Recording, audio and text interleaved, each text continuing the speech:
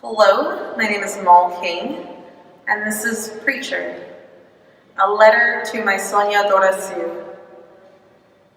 I want to tell you about the day you were born. I want to tell you how it took us 4 hours to get to the birth center, how your father drove so slow, I started to worry I'd end up birthing you on the side of the road, and I have never been a preacher. But that day was the first day in forever when I cried out for God in the delirium of the pain. I asked for the time every 30 seconds, believing as every minute passed that I was closer more to death than I was to your life. You never truly existed in my mind's eye until the moment when our blood trickled out of me like an accidental spill into the bathtub, every drop spreading like a lost secret, tinging the water red. And then there was you. And you were beautiful, like heartbreak. Beautiful, like becoming awake. I still look at pictures of us from that day, my mouth agape, staring down at you so close after feeling so far away. Our eyes met, our minds spoke, and you knew me like the seed of an apple knows a core. There isn't a single day of my life that matters more than the day we met. And your eyes, and my tears, and the blood water surrounding us like feeling God for the first time. And I have never been a preacher, but I was baptized in the waters of you and I, like seeing the light. And to this day, there's not a single thing that I believe in like I believe in the miracle of you.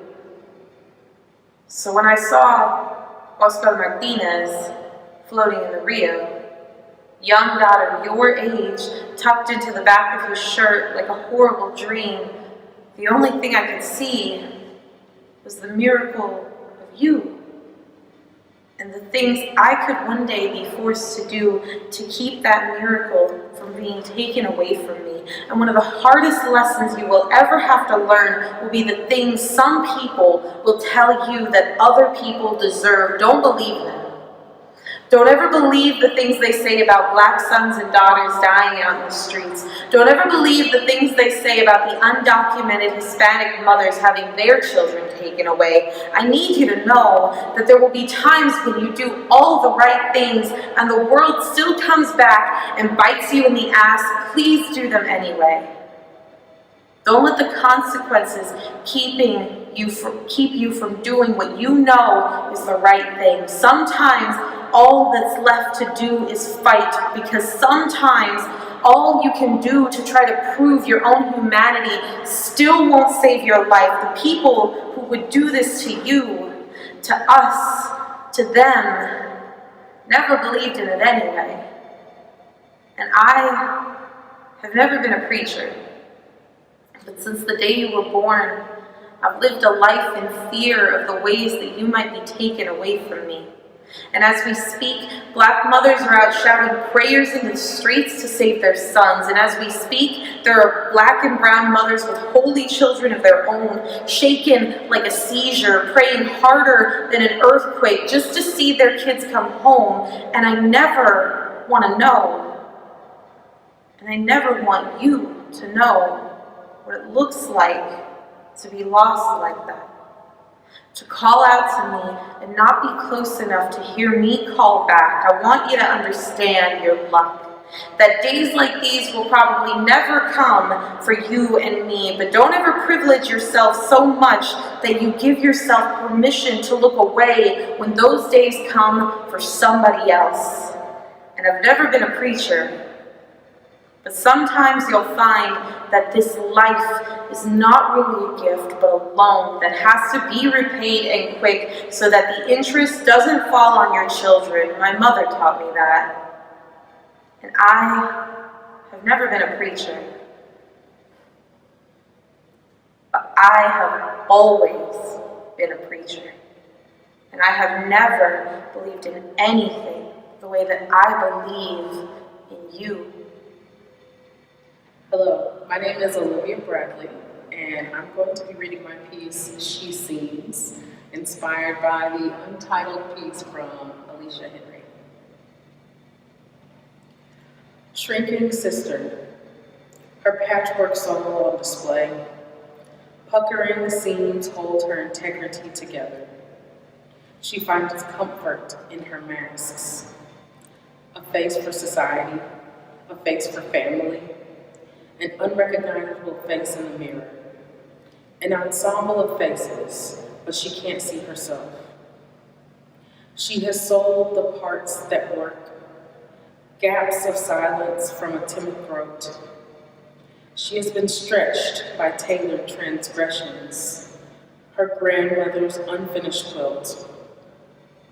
Black is her truth because she doesn't trust the light. She put herself together from found pieces, her veins and knots, worried about the world, not knowing she is the world. She hides to stand out. Her silence rumbles. Thinking she is nothing, she is everything. Shrinking sister, imploding into herself, looking for a place to worship, a God to save her. Unknowing, she is the temple. My name is Tiffany Herman, and I'm going to read my poem, Femme Fatigue, and it is inspired by Carrie Mae Weems' Not Manet's Type. Femme Fatigue. We are worn from the heaviness of our womanhood. Our arms are tired from the weight of carrying enough cordage to noose and strangle. Our innards spilled for strangers, our skin slit open with mammaries and ovaries taken, leaving behind menopause and figures barely able to fit into size pretty. We are told we are strong, we are beautiful on the inside, even without all of our pieces.